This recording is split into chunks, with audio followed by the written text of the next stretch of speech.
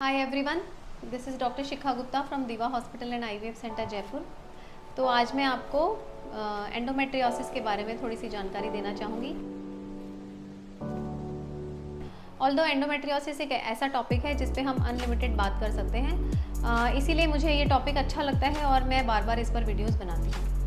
Endometriosis के जो patients होते हैं वो बहुत ही कॉम्प्लेक्स पेशेंट्स होते हैं और एंडोमेट्रियोसिस के पेशेंट्स में आज हम एडिनोमायोसिस के बारे में बात करेंगे। एडिनोमायोसिस कई तरह का हो सकता है, जिसको कि डिफ्यूज़ एडिनोमायोसिस या एडिनोमायोमा या फिर focal adenoma of outer myometrium FAOM। इस तरह की एडिनोमायोसिस में 3 एंटिटीज़ होती हैं। अब एडिनोमायोसिस और इनफर्टिलिटी बहुत ही एक दूसरे के अगेंस्ट जाने वाली चीज़ें हैं। अगर कोई पेशेंट IVF का एंडोमेट्रियोसिस के लिए IVF करवाता है और उसका यूट्रस हेल्दी है तो हम बहुत ऑप्टिमिस्टिक रहते हैं कि चांसेस अच्छे हैं। पर जैसे ही हमें पता चलता है कि पेशेंट को एडिनोमायोसिस है, मतलब यूट्रस के अंदर भी उसको बल्कीनेस है, तो उस पेशेंट में सीधा 15% IVF के रिजल्ट्स गिर जाते हैं। बहुत सारे तरीके होते हैं जिससे एडिनोमायोसिस कंट्रोल कर पेशेंट का IVF करा जा सकता है। उसमें सबसे कॉमन होता है इंजेक्शंस का यूज़। इंजेक्शन ल्यूप्राइड डेपो आता है, जिसको कि हम rather I would say company का नाम लेने के बजाय GnRH एगोनिस्ट डेपोज होते हैं जो पेशेंट को लगाए जाते हैं, ताकि जो यूट्रस का वॉल्यूम इतना ज़्यादा है उसको हम इंजेक्शंस दे के रिड्यूस कर सकें, एडिनोमायोसिस का जो इफ़ेक्ट है गर्भाशय पे उसको कम कर सकें और पेशेंट के प्रेग्नेंट होने के चांसेस बढ़ा सकें। ये काफ़ी इफ़ेक्टिव तरीका है। हम पेशेंट को जब ये सब इंजेक्शंस लगाते हैं तो वेरी कॉमनली पेशेंट कंसीव होते हैं और पेशेंट के मिसकैरेज रेट भी रिड्यूस होते हैं। अब जो सेकेंड ऑप्शन होता है, सेकेंड प्रॉब्लम होता है एडिनोमायोमा। एडिनोमायोमास जो होते हैं अगर साइज़ में छोटे होते हैं तब तो हम उन्हें ऐसा छोड़ सकते हैं, क्योंकि फिर वो कंसीव करने में इंटरफेयर नहीं करेंगे। पर अगर एडिनोमायोमा बड़ा है 4 सेंटीमीटर 5 सेंटीमीटर या उससे भी बड़ा, तो फिर हमें उसे निकाल देना चाहिए।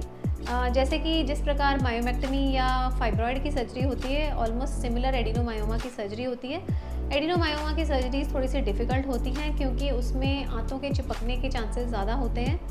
पर तो भी अगर पेशेंट फर्टिलिटी ट्रीटमेंट करवा रहा है तो उसका कंप्लीट रिसेक्शन होना बहुत ज़रूरी है। हम मेडिकल ट्रीटमेंट पर डिपेंड नहीं कर सकते to get good outcome. Surgery तो आपको एडिनोमायोमा का करवाना ही पड़ेगा अगर वो स्पेशली साइज़ में बड़ा है। फिर आता है focal adenomyosis of outer endometrium, जिसको कि आजकल FAOM कहा जाता है। Focal adenomyosis of outer myometrium में भी ऐसा ही होता है कि अगर उसका साइज़ छोटा है तो आप सिंपली GnRH एगोनिस्ट डेपो लगाकर काम चला सकते हैं। पर अगर आपके जो FAOM है उसका साइज़ बड़ा है, उसने काफ़ी ज़्यादा यूट्रस का एरिया कवर कर रखा है, तो फिर हमें उसे निकालने की ज़रूरत पड़ सकती है। तो इस तरह से जो भी एंडोमेट्रियोसिस एडिनोमायोसिस के पेशेंट्स होते हैं उनके यूट्रस को पहले IVF के लिए प्रिपेयर करा जाता है।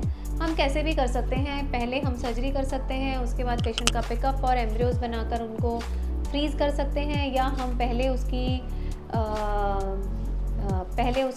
एग पिकअप करके उसके एग फ्रीज़ करके रख लें और उसके बाद हम उसकी सर्जरी कर दें। क्योंकि सर्जरी के बाद जनरली आई फील 3 मंथ्स का गैप तो होना ही चाहिए before planning next embryo transfer. और अगर पेशेंट को बहुत बड़े बड़े एडिनोमायोमा, जैसे भी रिसेंटली हमारे यहाँ पर हमने भी 14 सेंटीमीटर का एडिनोमायोमा ऑपरेट किया था, तो जब इतना बड़ा एडिनोमायोमा ऑपरेट करेंगे तो हम ये चाहते हैं कि patient at least 4 to 6 months conceive करने का ब्रेक रखे और 4 to 6 मंथ्स के बाद वो प्रेगनेंसी प्लान करे, IVF करवाए और एम्ब्रियो ट्रांसफ़र करवाए। ये सब इतना गैप रखने की क्या ज़रूरत होती है? इतना गैप रखने की ज़रूरत इसलिए होती है क्योंकि अगर जल्दी प्लान कर लेंगे तो बच्चा बड़े होने पर, बच्चे का साइज़ बड़ा होने पर गर्भाशय उसे हैंडल नहीं कर पाएगा और गर्भाशय जहाँ से टाँके लगे हुए हैं वहाँ से फट जाएगा, और फट जाएगा तो फिर प्रेगनेंसी भी लूज़ कर देंगे और बहुत चांसेस हैं कई बार हमें यूट्रस भी फटने की वजह से लूज़ करना पड़ सकता है। इसलिए बेहतर यही है कि हम 4 से 6 महीने का गैप रखें अगली प्रेगनेंसी या अगला IVF प्लान करने के पहले। Thank you.